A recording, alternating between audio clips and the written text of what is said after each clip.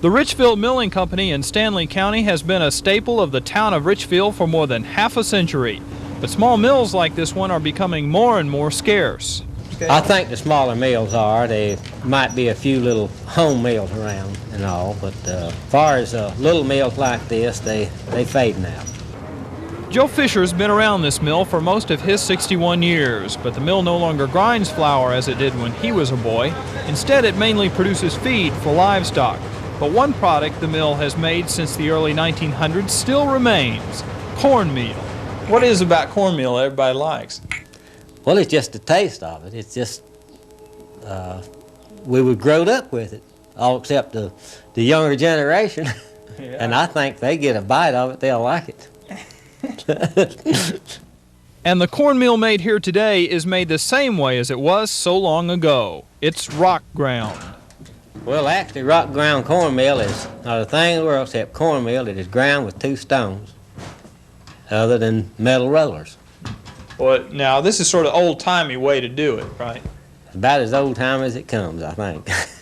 Many larger modern mills use steel to grind their cornmeal. It's faster than rock ground, and many folks think that makes a big difference.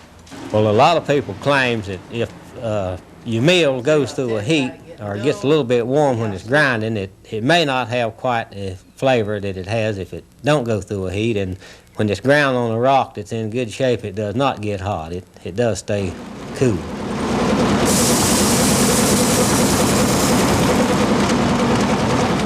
Grinding cornmeal is a relatively simple process. The corn is fed through this machine where it's ground by two stone wheels. That's the most important part. I think the secret to it is keeping a good sharp rock and also getting the texture that the people want. After the corn is ground, it's blown through a chute to where it goes through a sifter and the bran is separated. From there it falls back through another chute, and if it's to be made self-rising cornmeal, a few ingredients are added and it goes through a mixer. Is this a secret recipe you have, or? No, it's one that the old gentleman had years and years to run here. He retired and I picked up what little I know from him. Finally, the meal comes back not far from where it was originally ground, where it's packed in bags. And folks, this is good stuff. Most of the fish camps around here use best cornmeal, including a fellow from Southern Pines who drives nearly 100 miles every 2 weeks to pick up a fresh supply. You can't buy it in the store anymore.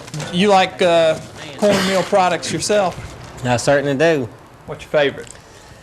Well, I don't think there's any favorites to it. I like them all. We've got here in Stanley County a regular old kush we make out of cornmeal. Cornmeal mush, and anybody in Stanley County can tell you about it, but you leave there, nobody knows about it.